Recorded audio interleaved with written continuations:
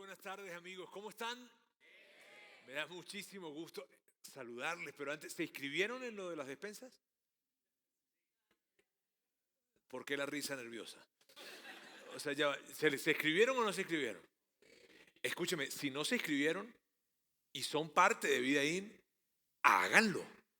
O sea, ese es el verdadero carácter cristiano. No venir aquí y cantar y, ay, no, no, no, no, no, no. Es ir, ayudar al que está necesitando, extenderte, sacrificarte, ser las manos de Cristo para alguien. Eso es increíble.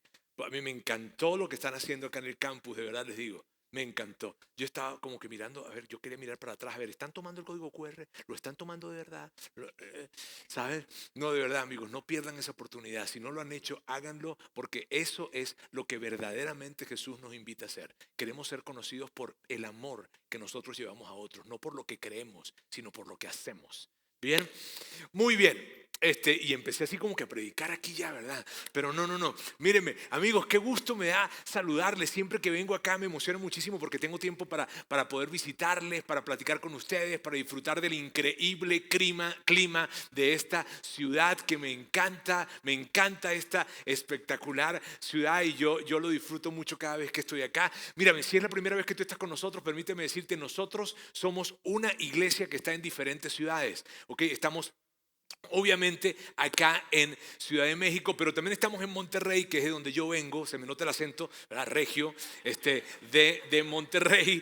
Tenemos otro campus en Saltillo y tenemos otro campus en Maracaibo, Venezuela, hasta ahora, pero pronto vienen más, en fin. Y lo que hacemos nosotros es que estamos unidos por una misma visión, somos, te digo, una misma familia, y para mí venir a este lugar es eso, es venir a visitar a mi familia, es saludarles, y a los que están por primera vez les digo gracias por estar acá. Muchísimas gracias por acercarte, por haber recibido la invitación de la persona que te la extendió. Probablemente te dijo, mira, me vamos al Barceló, que hay un desayuno buenísimo, y terminaste metido aquí. ¿Está bien? Porque quiero que sepas que el engaño es parte de nuestra estrategia. ¿Está bien? Entonces, gracias, muchas gracias por estar acá. Y yo espero que la estés disfrutando toda esta reunión y que puedas disfrutar toda la reunión y que puedas seguir viniendo. Ojalá que definitivamente puedas estar aquí con nosotros. De hecho, permíteme decirte algo.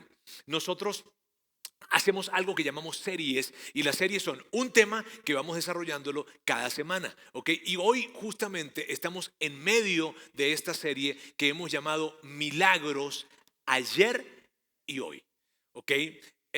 Literal estamos en el medio porque es la tercera parte de esta serie y ya nada más falta esta y la próxima semana. Ahora fíjense, esta serie a mí particularmente me ha gustado muchísimo y me gusta mucho porque, mira, yo siento que uno de los temas que las personas, las iglesias o las personas en general han abusado de alguna manera es de este tema de los milagros. Se habla de una manera muy mística de ellos, se habla de maneras manipuladoras con respecto a los milagros, se habla de diferentes formas con respecto a esto y por eso yo estoy tan feliz que nosotros hagamos esto, porque nosotros como iglesia no tenemos ese color, ni es nuestra intención decirte, ven acá para que tengas tu milagro. No. No es eso lo que nosotros hacemos, sino lo que estamos buscando con esto es algo diferente. Y por eso la forma y la conversación como hemos ido construyendo esta serie ha sido diferente. Si has estado acá, tú lo has notado. Decíamos la primera semana, y quiero dar un poquitito de como un pequeñito resumen, ¿verdad? Sobre todo para que los que están acercándose hoy por primera vez, decíamos que los milagros se definen de la siguiente manera, los definíamos de la siguiente forma: es la suspensión o reversión temporal de las leyes de la naturaleza. A eso definimos como milagro. Ahora, decíamos también que si tú eres una persona muy racional, probablemente cuando tú escuchas o ves, lees un concepto como este, tú dices, a ver, eso como que me suena a que se está invalidando la ciencia, y no es así. De hecho, nosotros hacíamos una aclaratoria en esa primera semana. Decíamos que no hay un conflicto entre la ciencia y el cristianismo. Y mira que no digo religión, ¿está bien? No hay un conflicto entre la ciencia y el cristianismo. De hecho, cuando tú revisas la historia, el pensamiento cristiano promueve el pensamiento de ciencia. ¿Está bien? Decíamos también lo siguiente, decíamos que si tú tienes ese pensamiento un tanto racional y dices, híjole, es que los milagros, los milagros están totalmente relacionados con el cristianismo, solo que para que tú seas un seguidor de Cristo, solamente necesitas creer en 2 milagros. Y la gran mayoría de las personas, independientemente de que sean seguidores de Jesús o no, ya creen en uno de ellos. Entonces, ¿sabes? Ahora, yo no quiero seguir hablándoles de esto porque esto sucedió en la primera semana. Si tú no viniste la primera semana, no estuviste con nosotros porque es la primera vez o porque a lo mejor, no sé, no pudiste venir acá, por favor, yo te pido por favor que busques el audio, el video de este primer mensaje. Está en nuestro canal de YouTube, que es Vidaín CDMX o Vidaín. Sí, Vidaín en general, ¿verdad? O en nuestro canal de podcast Vidaín CDMX o Vidaín, o en la página web vidaín.org. En fin, allí solamente tú entras, pagas unos 100 pesos y ya, y no. No, esto es algo totalmente gratis, así que por favor búscalo porque yo quisiera que tú puedas tener una comprensión más completa del tema que estamos hablando el día de hoy. Porque fíjense, esto es, yo en este privilegio que tengo de ser pastor de la iglesia, mírame, lo que yo quiero y lo que yo anhelo es que nosotros como seguidores de Cristo, como seguidores de Jesús, tengamos una comprensión, nuestra comunidad tenga una comprensión robusta acerca de los milagros y no simplemente el resultado emocional de una fe ciega, sino una comprensión robusta acerca de esto. Eso es lo que anhelamos. Y si tú no eres un seguidor de Jesús y estás con nosotros, nosotros no estamos tratando de convencerte de algo, sino más bien lo que queremos hacer es presentarte una manera tal vez diferente acerca de pensar de la fe. ¿Ok? De pensar acerca de la fe. Eso es lo que nosotros buscamos y queremos con esta serie. Mira, la semana pasada Ulises habló acerca de un tema muy particular y de un concepto que definitivamente fue como que, oh, ¿ok? Y yo quiero que lo recordemos. Ulises nos decía esto: los milagros quedan a discreción de Dios para cumplir los propósitos de Dios. Y esto es algo duro de leer. Porque claro, cuando tú escuchas la palabra milagros, ¿verdad? Y entiendes que esto de los milagros, híjole, o sea, ok, entiendo que es posible, que los milagros son posibles, qué padre, qué chido que sucedan. Lo primero que tú dices es, ¿qué decimos? Yo quiero un milagro, ¿verdad? Pero entonces decimos que los milagros realmente suceden a discreción de Dios para cumplir los propósitos de Dios. Entonces es algo duro escuchar esto, porque se presentan entonces diferentes preguntas. La pregunta sería, ¿debería pedir por un milagro entonces? O sea, si son a discreción de Dios y si al final del día Él es quien va a decidir, entonces ¿debería pedir un milagro? ¿Existe una fórmula para lograr los milagros? Y si el milagro no sucede, ¿fue que qué pasó? ¿Me faltó fe al momento de pedir por ese milagro? ¿Cierto que son muchas preguntas las que se levantan cuando nosotros entendemos esto? Porque algo padre que me encanta y me encanta de nuestra iglesia es justamente esto. Nosotros no queremos ser, tú sabes, agarrar un mensaje de milagros, milagros. No, no, no. Los milagros verdaderamente suceden a discreción de Dios y según sus propósitos. Ahora, cuando tú lees una descripción como esta, que los milagros quedan a discreción de Dios para cumplir los propósitos de Dios, pues claro, puede ser que tú y yo digamos, mírame Dios, te prometo que el milagro que te estoy pidiendo yo está conectado con tus propósitos. O sea, yo te prometo eso. De hecho, mírame, si tú me cumples esto, si tú me ayudas con este milagro, si tú me ayudas con este milagro, mira, yo te aseguro que yo voy a ir por todas partes hablando acerca de ti. Hablando acerca de lo real que tú eres, de la manera en cómo tú interviniste en mi vida, de la manera en cómo me ayudaste, de lo presente que te hiciste, que tú eres real porque sí, porque claro, y yo voy a ir por todas partes y te aseguro que está conectado con tus propósitos, ¿sabes? Pero no funciona así. Así no sucede. Y eso no tiene que ser desesperanzador para nosotros. No, no tiene que serlo. No tiene que serlo. De hecho, amigos, hoy vamos a hablar de algo muy interesante. ¿Qué sucede cuando los milagros no llegan? Hoy vamos a hablar acerca de eso. Y es tan interesante la historia que vamos a ver, que yo la sigo pensando y digo, wow. Porque este tipo de historias son las que hacen que tu fe y mi fe sea una fe verdaderamente robusta. ¿Ok? Así que de eso vamos a hablar hoy. Vamos a hablar de un personaje increíble, tan humano como tú y como yo. Y en un momento vamos a hablar de él. Pero antes de eso quiero darles un poco de contexto. ¿Está bien? Y para hablarles un poco de contexto necesito hablarles de otro personaje, que es este señor que tenemos por aquí, que es Herodes. Herodes el Grande. El rey Herodes, Herodes el Grande.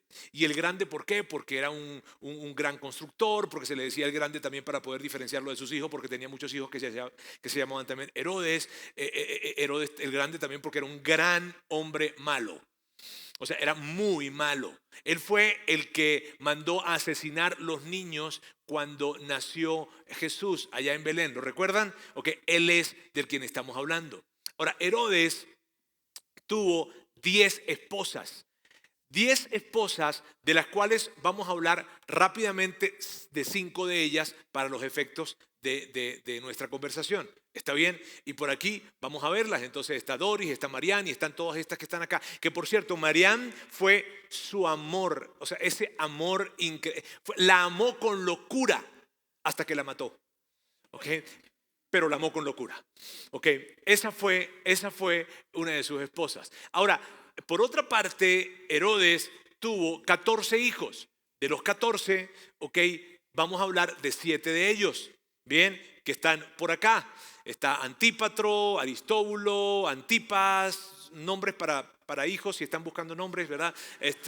Ok, ahí están varios de ellos. Ahora, fíjense bien, algo sucedió con esto, y les voy a hablar de estos 7 porque estos 7 tenían la posibilidad y tenían la facultad, el perfil de poder ser herederos del reino. Por eso vamos a hablar acerca de ellos. Bien, ahora pasó algo interesante. Resulta que Herodes se entera que Aristóbulo y Alejandro se unieron para hacer un complot en contra de él. ¿Ok? Y entonces lo que sucedió allí fue que resulta que Aristóbulo y Alejandro, Herodes les dio cuello. ¿Ok? Ahora, por otra parte, estaba Antípatro. Antípatro, resulta que Antípatro era alguien que Herodes había hablado con él para decirle: hey, Anti, o sea, tú vas a ser mi heredero. Pero pasó el tiempo y entonces Herodes cambió de idea. Y cuando cambió de idea, Herodes Antípatro dijo: ¿qué onda? ¿Por qué? Entonces no le gustó, se rebeló, a Herodes el Grande no le pareció y también se lo echó. ¿Ok? Mira, César Augusto, el emperador, tenía este refrán. Esto dice los libros de historia. Flavio Josefo habla acerca de eso. Dice que era más seguro ser un cerdo de Herodes que uno de sus hijos. Que a los cerdos no los mataba, pero a los hijos sí se los echaba. ¿Qué te parece? Ahora, luego está Herodes Antipas. Herodes Antipas era muy brillante. Y Herodes Antipas era esa persona que de hecho fue uno de los que él escogió para poder entregar parte de su reino. Porque al final del día Herodes no entregó todo su reino, sino que lo dividió en 3, lo que se conoce en la historia como la tetrarquía. ¿Ok? Entonces, Herodes Antipas fue uno de ellos.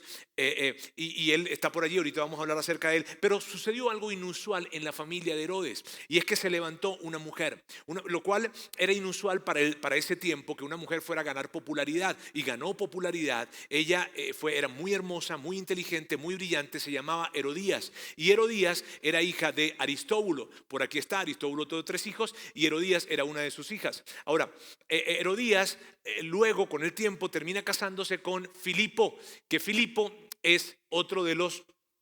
Por aquí, voy saliendo de aquí, por aquí de los hermanos de Aristóbulo, o sea que se casó con su tío, exactamente, con su tío, con su sobrina, ¿ok? Y tuvieron una hija que se llamó Salomé. Ahora, un buen día, Herodes Antipas está visitando a su hermano, ¿verdad? Una visita normal, casual, ¿verdad? Y cuando llegó, pues compartió con Herodías y la vio y le pareció bonita la muchacha. Entonces, lo que a él le pareció fue, pues se enamoró de Herodías, y al enamorarse de Herodías, le pareció bien que él tenía que quitarle la esposa a su hermano. Y entonces se casó con la hermana de se casó con la esposa de su hermano. Entonces, si ven, ahora, ¿por qué les presento todo esto, amigos? Para que tú digas: mi familia está bien. O sea, o sea, yo, mira, probablemente tú viniste preocupado por eso. Tú viniste hoy acá diciendo, híjole, que mi familia, que está complicada. Es chulada, o sea, tú vas a salir de aquí convencido, mi familia es un ejemplo. O sea, ¿sabes? Ahora, dejen eso por ahí en un radar, en su radar, ¿está bien? Ese es el contexto. Pero de quien quiero hablarles y de quien vamos a hablar es de Juan el Bautista. No Juan el que escribe el Evangelio de Juan, sino Juan el Bautista. ¿Ok? No Juan el discípulo, sino Juan el Bautista. Y Juan es un personaje sumamente importante para la fe cristiana porque Juan fue el pionero. Juan fue el que le abrió camino a Jesús. Juan fue el telonero, haz de cuenta, de Jesús. Y Juan iba por todas partes y él iba diciendo, señores, el Mesías ha llegado. El Mesías llegó. Y yo ni siquiera soy digno de desatar la correa de sus sandalias. Eso decía Juan el Bautista, que lo que estaba queriendo decir era esto. Yo sé que ustedes me siguen, yo sé que ustedes me buscan, yo sé que hay multitudes de personas que me siguen a mí y que quieren escucharme a mí. Pero ¿saben? Quiero decirles algo. Yo no soy digno de desatar, o sea, no soy digno de ser un esclavo tan siquiera de ese que viene detrás de mí, que de hecho ya llegó y es el Mesías esperado. De hecho, en una oportunidad, Juan estaba en medio de una multitud, miles de personas estaban alrededor de él, se acerca a Jesús y cuando se acerca Jesús, Juan voltea y dice, Él es el Cordero de Dios, Él es el que quita el pecado del mundo. ¡Órale! De hecho, Juan el Bautista tenía discípulos que le seguían. Y cuando llegó Jesús, esto fue lo que hizo Juan el Bautista. Habló con sus discípulos y les dijo, no me sigan a mí, síganlo a él. Hijo, o sea, además él era el primo de Jesús. O sea, era increíble. Este Juan era espectacular. Juan tenía una manera muy particular de hablar. Él hablaba directo. Él hablaba, decimos en mi tierra, por la boca del cañón. Él hablaba, ¿sabes? Él no le preocupaba si las personas se sentían un poco incómodas con lo que él decía. Para nada. Él decía, yo voy a hablar la verdad y la voy a hablar directo. La voy a hablar sin rodeos. La voy a hablar sin vueltas. Y entregaba sus verdades de una manera dura. De verdad que él hablaba de una manera muy particular y lo increíble es que muchísima gente lo seguía, muchísima gente quería hablar. ¿Por qué? Porque aunque hablaba de una manera dura, lo que hablaba era verdad y la gente lo entendía y lo reconocía. Ok, a lo mejor yo lo diría más suave, pero lo que dice es verdad. Y eso es lo que pasaba con Juan. Juan se entera de todo este desastre de la familia de Herodes. ¿Ok? De que Herodes Antipas le quitó la esposa a su hermano Filipo y se la llevó y él se entera de eso y dice, ¡hey! ¿Qué onda con esto? Entonces Juan el Bautista empieza a hablar por todas las calles en donde él iba, por las calles de Jerusalén, por todos los alrededores, diciendo, ¡hey! Eso está mal, eso está mal. Y a mí no me importa, a mí me vale si es el rey, pero lo que él está haciendo está mal. Se armó y eso fue lo que pasó. Ahora, ese es el contexto. Está bien. Vamos entonces a ver lo que dice el texto como tal, que lo vamos a leer por algo que Marcos escribió, que Pedro le dictó a Marcos y que Marcos terminó escribiéndolo y vamos a revisarlo acá. Dice, en efecto, Herodes mismo había mandado que arrestaran a Juan y que lo encadenaran en la cárcel. Herodes se había casado con Herodías, esposa de su hermano Felipe, y Juan le había dicho a Herodes, no te es lícito tener a la mujer de tu hermano. Pero por eso Herodías le guardaba rencor a Juan y deseaba matarlo. O sea, básicamente lo que Juan había hecho era decirle a Herodes, hey, lo que estás haciendo es ilegal. Hey, lo que estás haciendo no está bien. Eso está en contra de la ley. Eso está mal de que tú agarres y le quites la esposa a tu hermano. O sea, claro que está mal, puede ser el rey, puede ser lo que tú quieras, pero hay leyes y nuestras leyes judías, Juan, ¿verdad? Y nuestras leyes judías hablan acerca de eso. Eso no está bien. A Herodes no le gustó, pero a quien le gustó menos fue a Herodías. Y como ustedes saben quién es quien manda en la casa, entonces eso fue más complicado todavía. ¿Ok? Ahora veamos, porque Herodías quería darle cuello a Juan. Y mira lo que pasó. pero no había logrado hacerlo. O sea, ella no podía matarlo. ¿Por qué? Ya que Herodes temía a Juan y lo protegía, pues sabía que él era un hombre justo y santo. Mírame, Herodías no tenía problemas de matar a Juan. Pero como Herodes entendía que Juan era un hombre justo y santo. De hecho, mira lo que dice la historia. La historia dice que aunque Juan le hablaba muy duro a Herodes Antipas, aunque le hablaba muy duro, a él le gustaba escucharlo. Porque él entendía que lo que Juan decía venía de parte de Dios. ¿Ah? Qué interesante. Pero el punto fue, ok, lo que sea, ¿verdad? Pero ahí donde manda capitán no manda marinero, y había una capitana, ¿verdad? Que había dicho, hay que meterlo preso, y lo metieron preso. Entonces Herodes lo mete preso en una prisión que nosotros sabemos cuál es la prisión porque hay un escritor, un historiador que se llama Flavio Josefo y que habla acerca de eso. Lo metieron preso en un lugar llamado Maqueronte. Ese fue el lugar y quiero que lo veas acá rápidamente. Maqueronte está acá, Maqueronte está alrededor del Mar Muerto y eso queda en medio de un desierto. ¿Okay? En la parte de arriba está la región de Galilea, Capernaum, Corazín, en fin. Allá arriba Jesús está haciendo su chamba, estaba extendiendo su reino, estaba predicando, estaba enseñando, estaba llevando esperanza, mientras que abajo en el desierto estaba asolado, estaba totalmente apartado Juan el Bautista. Entonces, esta imagen para mí representa algo interesante. Mientras que Jesús llega, ¿ok? Y se instala sobre la base que le presentó Juan y que ahora está levantando un mensaje muy importante, mientras que eso está sucediendo, Juan está preso en medio de un desierto. Y amigos, aquí es en donde yo veo cómo Juan se presenta de una manera tan humana, en la que probablemente tú y yo podemos de alguna forma sentirnos identificados. Bien, mira lo que pasa. Juan estaba en la cárcel y al enterarse de lo que Cristo estaba haciendo, recuerda la imagen. Juan está en la cárcel, está en medio del desierto. Jesús está haciendo ministerio al lado de la playa, porque Galilea estaba al lado de la playa. Y Juan dice, híjole, se entera de lo que Jesús estaba haciendo. ¿Qué estaba haciendo Jesús? Jesús estaba predicando, Jesús estaba haciendo milagros, Jesús estaba ayudando inclusive a gente romana, a soldados romanos estaba ayudando, lo cual desconcertaba totalmente a los judíos. Jesús estaba haciendo cosas increíbles. La gente estaba corriendo de un lado para otro porque multitudes y miles de personas querían escuchar a Jesús, viajaban para escucharlo a él. Y todo eso lo está conociendo. Las noticias le llegaron a Juan de lo que pasó. Y yo no sé cómo, yo no quiero que lo veamos tan rápido esto, pero ¿cómo te sientes cuando tú sabías que era que muchas personas te escucharan, pero ahora estás en el desierto preso y quien tú ayudaste ahora está tomando toda la popularidad que tú una vez tuviste? ¿Cómo se siente Juan? Juan está desconcertado, porque Juan está preso y Juan dice, ¿cuánto tiempo tengo que estar acá? Porque yo estoy escuchando lo que Jesús está haciendo. ¿Cuánto tiempo tengo que estar acá? Y él está desconcertado porque los días pasaban y su prisión no terminaba. No terminaba.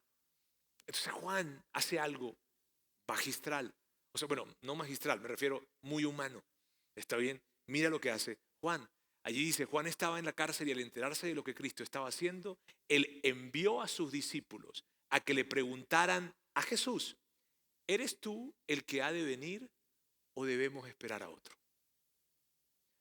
Amigos, eso se me hace tan humano, porque Juan está escuchando que Jesús está haciendo milagros por todas partes. ¿Y tú sabes qué se está preguntando Juan? ¿Dónde está mi milagro?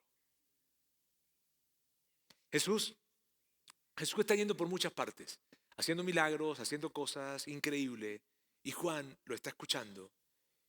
Y ese hombre que tenía una fe tan fuerte, él agarra y dice, y recuerda que él fue el que dijo que él era el cordero. Recuerda que Juan fue el que dijo, Jesús es el Cordero de Dios. Recordémoslo, ¿no? Ok.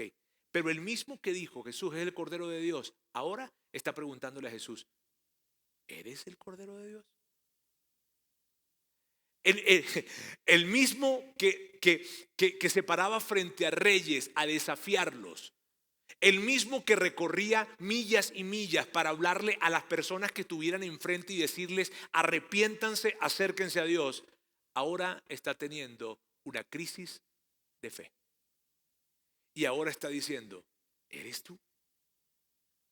¿Qué hace, amigos, qué hace qué hace que una persona que tiene una fe tan robusta como la que Juan tenía se cuestione si realmente Dios es Dios? ¿Qué hace? ¿Sabes qué es lo que hace? ¿Sabes qué es lo que lo hace? Sus circunstancias. Porque las circunstancias tienen ese poder.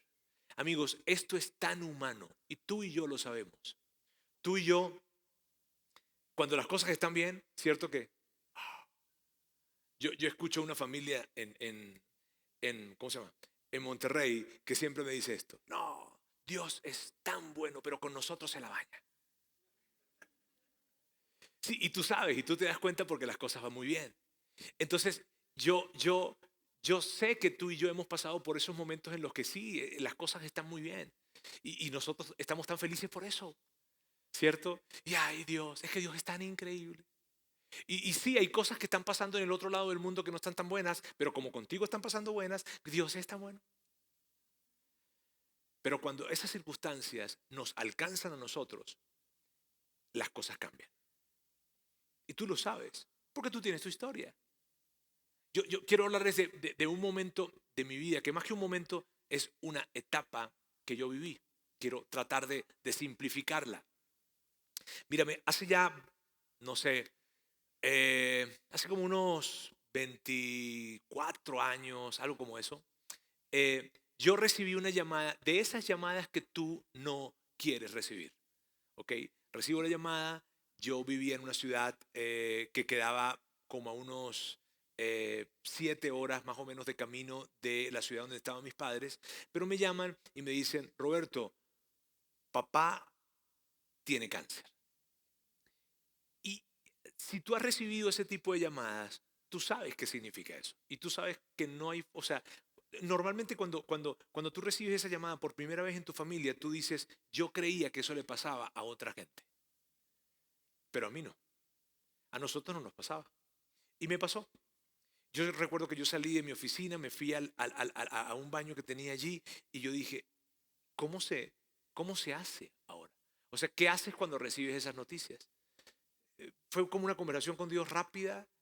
Salí, me monté en mi coche, bueno, hablé con mi esposa, me monté en mi coche y me voy para esta ciudad. Me fui a buscar a papá, hablé con el médico, hablé con este cirujano, era el cirujano, y me dijo, mira, a tu papá hay que intervenirlo porque el cáncer está avanzado y papá, y yo, wow. En ese tiempo mi esposa estaba embarazada y entonces yo le digo, papá, hay que intervenir ya.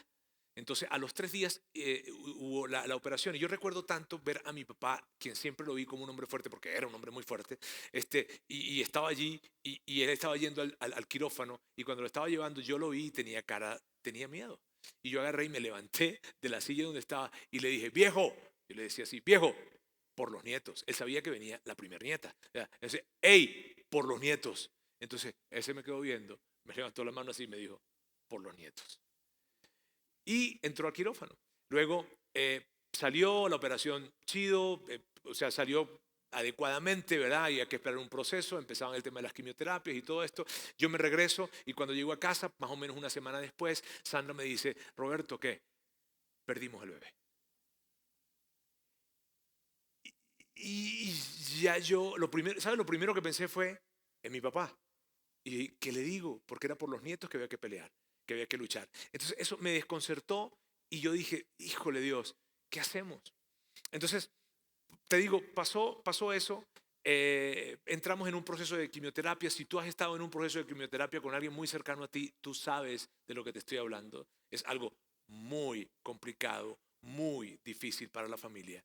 Total de que pasó el tiempo, Sandra queda embarazada de nuevamente, tenemos una niña y de esa niña casi al año de nacido estábamos en un viaje y de repente empezó a tener fiebre y empezó a convulsionar y de repente yo la tenía en mis brazos, se desmayó por completo, sus ojos se fueron por completo hacia atrás, quedó totalmente blanco y empezó a botar saliva por la boca, era como una espuma.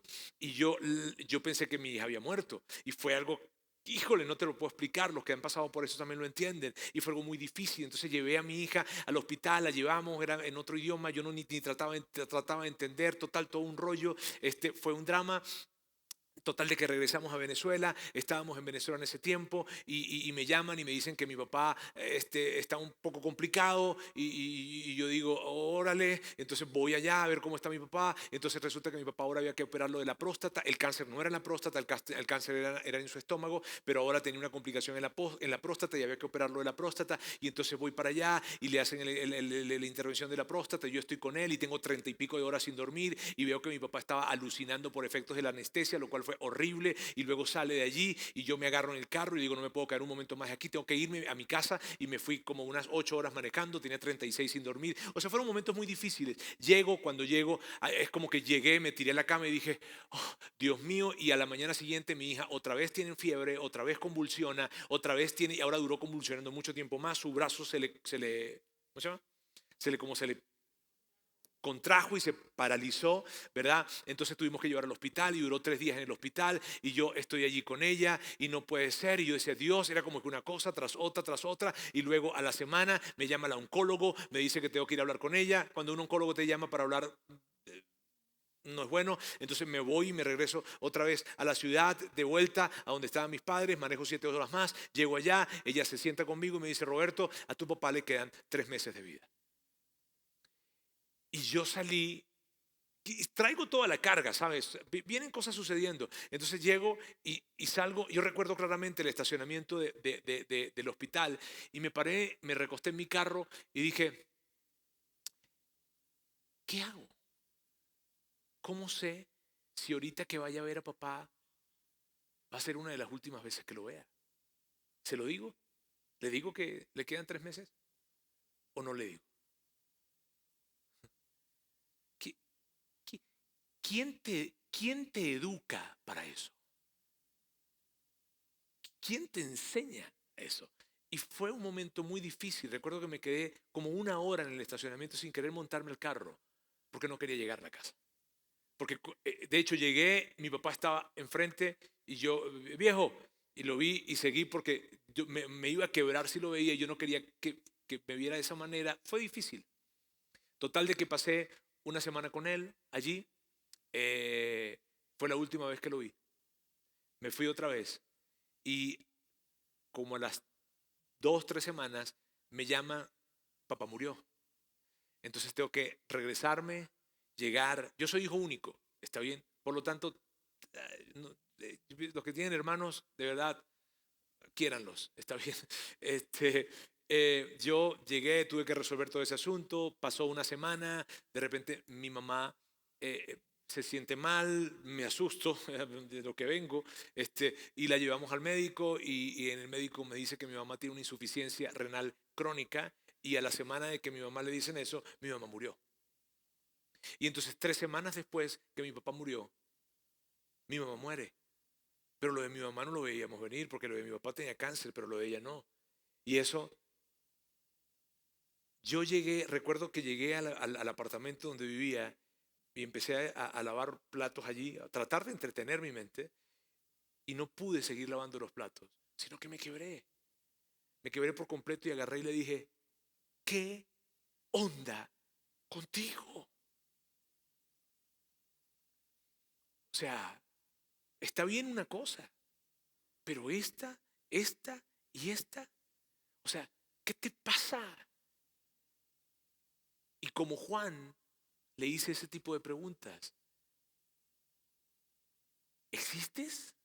¿Estás? ¿Te importa? ¿Me ves? ¿Sabes?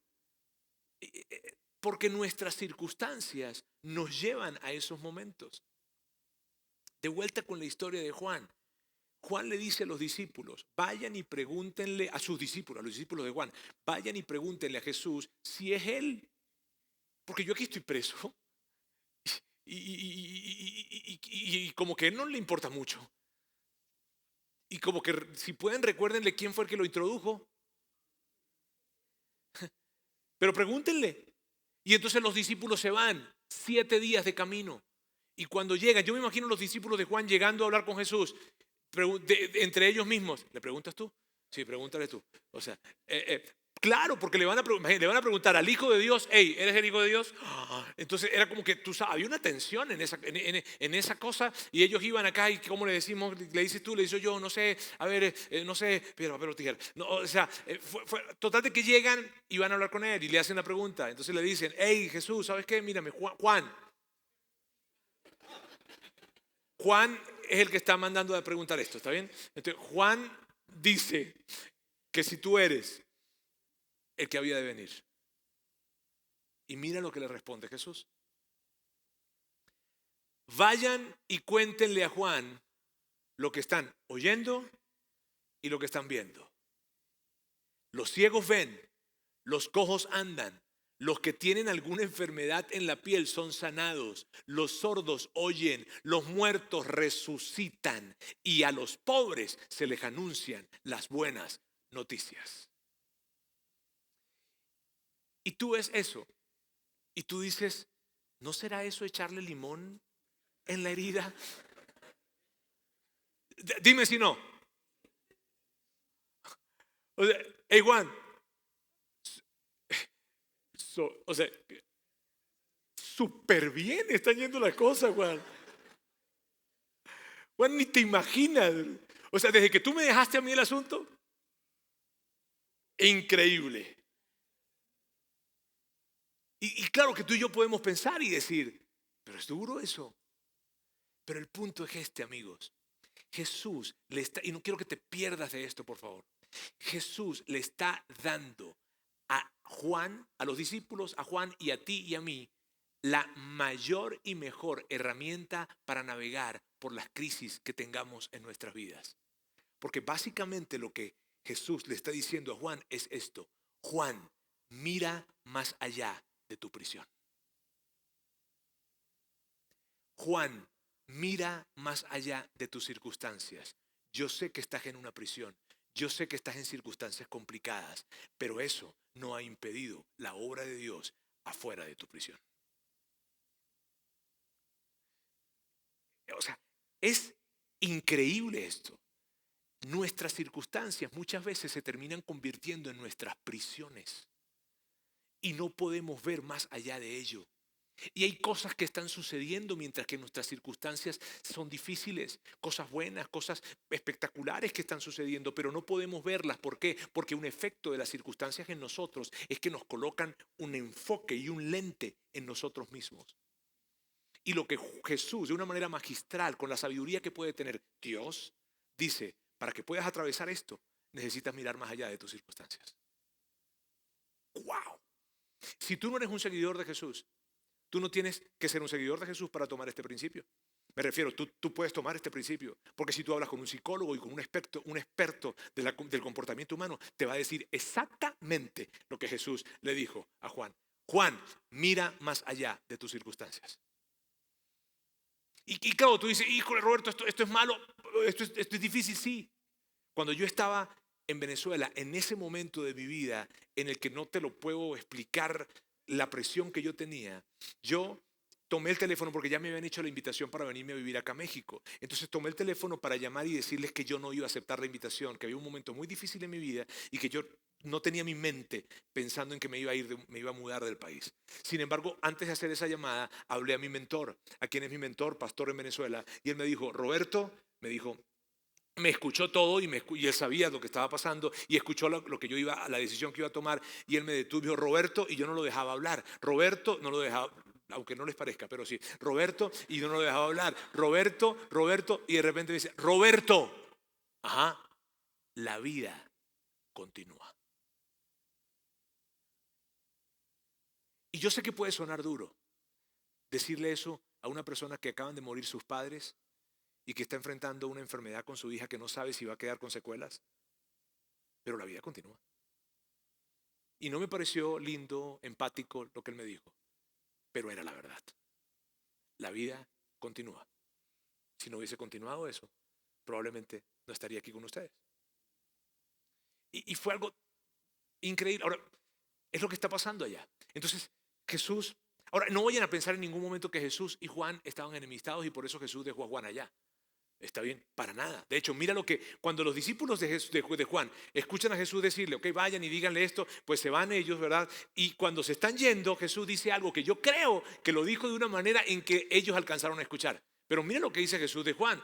Jesús dice esto de Juan. Les aseguro a la gente que estaba alrededor de él, porque era mucha gente, les aseguro que entre los mortales no se ha levantado nadie más grande que Juan el Bautista. Y cuando tú dices, ¿cómo? ¿Y por qué no lo salvaste? O sea, ¿por qué no lo sacaste de la prisión? Sí, sí, el más grande que ha existido. Y entonces, y tú preguntas, ¿y por qué no lo sacó de la prisión? A lo mejor se iba a convertir en un asset muy importante para el movimiento. O sea, no sé, ¿por qué no? No lo sabemos. De hecho, no tan solo no lo sacó de la prisión, sino que dejó que lo decapitaran, porque él murió decapitado. Juan. Hace 3 semanas mi hijo de 16 años se me acercó y me dijo esto. Papá, ¿qué le dirías a un padre que pierde a su hija de 3 años porque enfermó de cáncer y murió? ¿Qué le dices? Mi respuesta fue, no sé. No sé qué podría decirle. Es atrevido decir algo en una situación como esa. Ahora, no sé por qué no lo sacó. Recordamos el concepto que Ulises nos enseñaba la semana pasada. Los milagros suceden a discreción de Dios para cumplir los propósitos de Dios. Pero yo quiero que regresemos por favor a la respuesta que Jesús, porque no se las di completa, la respuesta que Jesús le dio a los discípulos de Juan para que le dijeran a Juan. Vamos a verla acá otra vez. Jesús respondió, vayan y cuéntenle a Juan lo que están oyendo y viendo. Y entonces les dijo, sigue. Los ciegos ven, los cojos andan, los que tienen alguna enfermedad en la piel son sanados, los sordos oyen, los muertos resucitan y a los pobres se les anuncian las buenas noticias.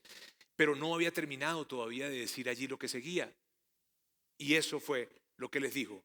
Luego, no había terminado de decirles. Y también digan, Jesús fue como que les dice, ¡ey! No se vayan. Díganle también esto. Bienaventurado el que no halle tropiezo en mí. Esto es increíble. Que pudiésemos tardar 2 horas más hablando, que de hecho lo vamos a hacer. No, ok. Pero miren bien. Esta respuesta que está acá. Y bienaventurado el que no halle tropiezo. Díganle a Juan esto, todo lo que está pasando. Pero también díganle lo siguiente. Bienaventurado es el que no halle tropiezo en mí. La palabra tropiezo viene de una palabra griega, la siguiente. La transliteración es esa que está ahí, escándalo. Y esa palabra es la raíz de nuestra palabra en español, escándalo. ¿Ok? Ahora, ¿por qué quiero mostrarles esto? Porque tal vez esta palabra de y bienaventurados los que no hayan tropiezo en mí, puede ser que no terminamos todavía de entenderla bien, ¿cierto? Entonces quiero presentárselas de una manera que según lo que está allí, ¿verdad? Se puede entender mejor. Lo que Jesús les estaba diciendo era esto. Dichoso el que no se escandalice de que yo no actúe como él esperaba. Las crisis de fe de hoy en día, amigos, no son crisis intelectuales, son de expectativas. Porque no se trata de que Dios deje de ser Dios, se trata de que Dios no se alinea a lo que yo estoy esperando. Y entonces, espero que la enfermedad se sane, pero la persona fallece. Entonces, espero que el negocio levante, pero el negocio quiebra. Entonces espero que Dios me saque de la prisión en la que me encuentro, financiera, emocional, relacional, de salud, la que sea, pero Dios no habla y su silencio aturde y su silencio se prolonga. Eso es lo que pasa. Pero lo que Jesús estaba diciéndole a los discípulos de Juan para que le dijeran a Juan era lo siguiente, amigos. Juan, no vayas a juzgar mi orquesta porque no estás entendiendo el sonido de un instrumento. Porque en el panorama completo, en el panorama general, la restauración de este mundo ya empezó. Wow. Eso fue lo que Jesús le estaba diciendo. Y tal vez tú dices, híjole, pero esto es duro. Sí, es duro. Mira, nosotros, mi esposa y yo, y mi hija Antonella, y mi hijo Andrés, vivíamos en Saltillo. Y ya quiero buscar terminar con esto, pero vivíamos en Saltillo hace como unos 15 años. Estaba en 15, 16 años.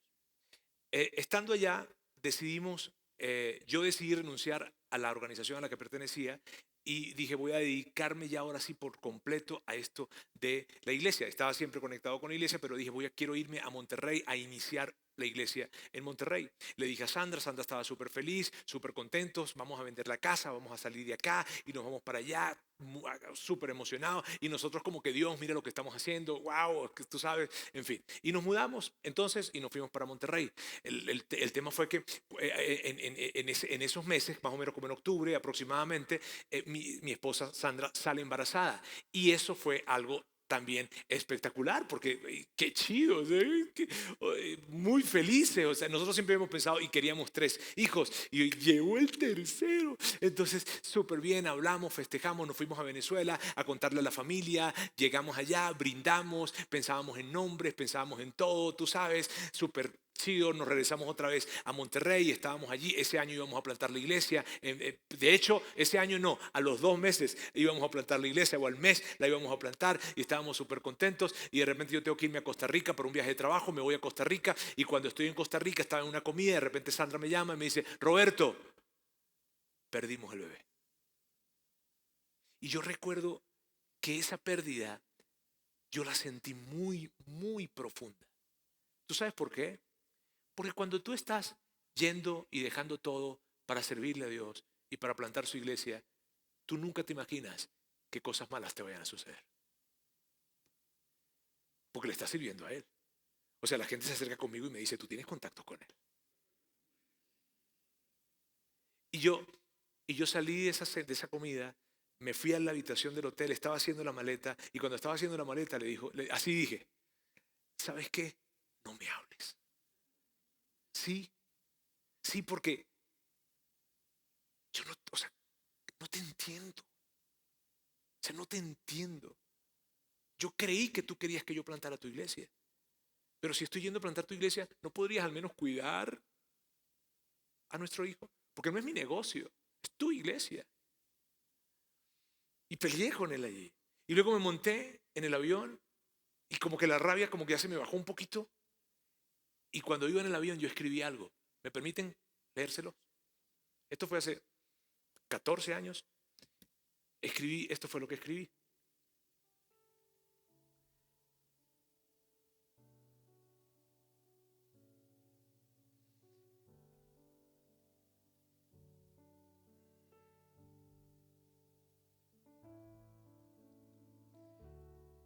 Señor, quiero decirte algo. Lo primero que quiero decirte es que te amo. Que estoy triste, pero te amo. Tú sabes que con la noticia de este bebé yo me alegré mucho y compartimos esa alegría con todos. Yo no estaba seguro de que un tercero llegara, pero cuando lo vi inminente, la verdad me emocionó mucho escuchar su corazón, pensar en nombres. Todo eso hace más difícil esta situación.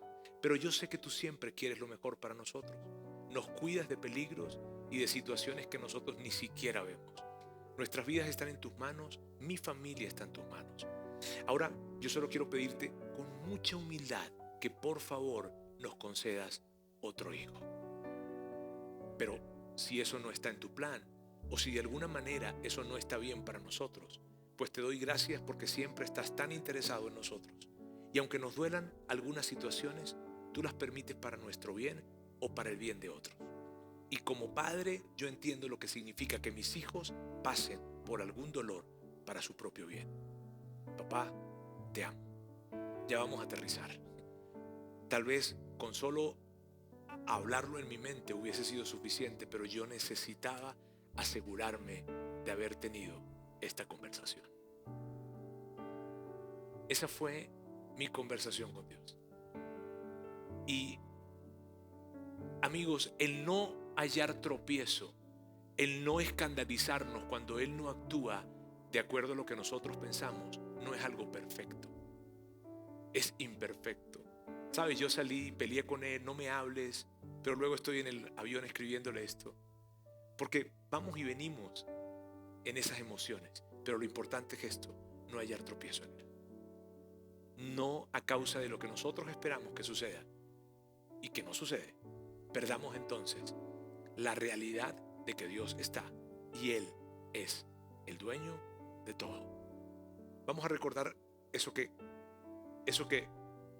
Jesús les dijo: y bienaventurado es el que no halle tropiezo en mí. Amigos, una muy buena oración es esa.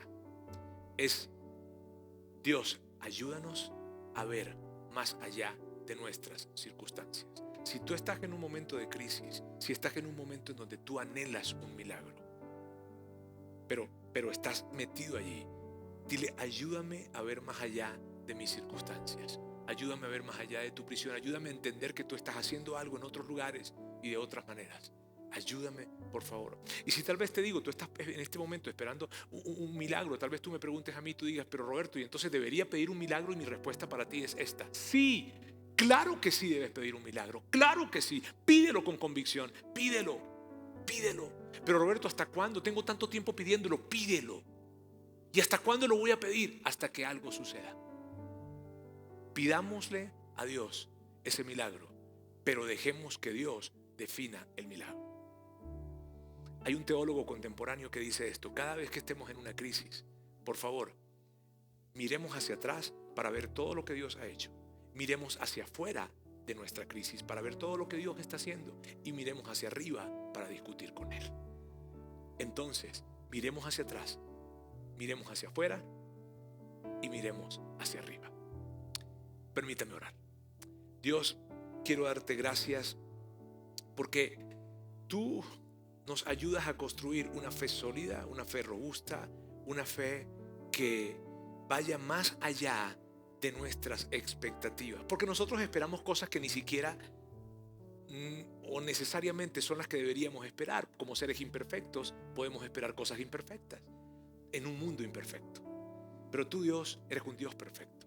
Y tú sabes cómo son las cosas, y tú sabes lo que es mejor para nosotros, y tú sabes lo que nos conviene, y definitivamente en tus planes originales nunca estuvo que pasáramos todo esto, pero cosas sucedieron, la vida sucede y cosas pasan. Yo te presento a cada persona que está en este lugar, que probablemente está en medio de ese tipo de circunstancias y que probablemente la circunstancia se ha convertido en una prisión. Dios, ayúdales y ayúdanos a ver más allá de nuestra prisión. Ayúdanos a ver más allá de las circunstancias y ayúdanos a recordar que la pieza musical es más grande y que tú estás haciendo algo fuera de nosotros y dentro de nosotros. Gracias, Dios, porque podemos tener la seguridad de que tú caminas con nosotros en cada circunstancia de la vida. En el nombre de Jesús.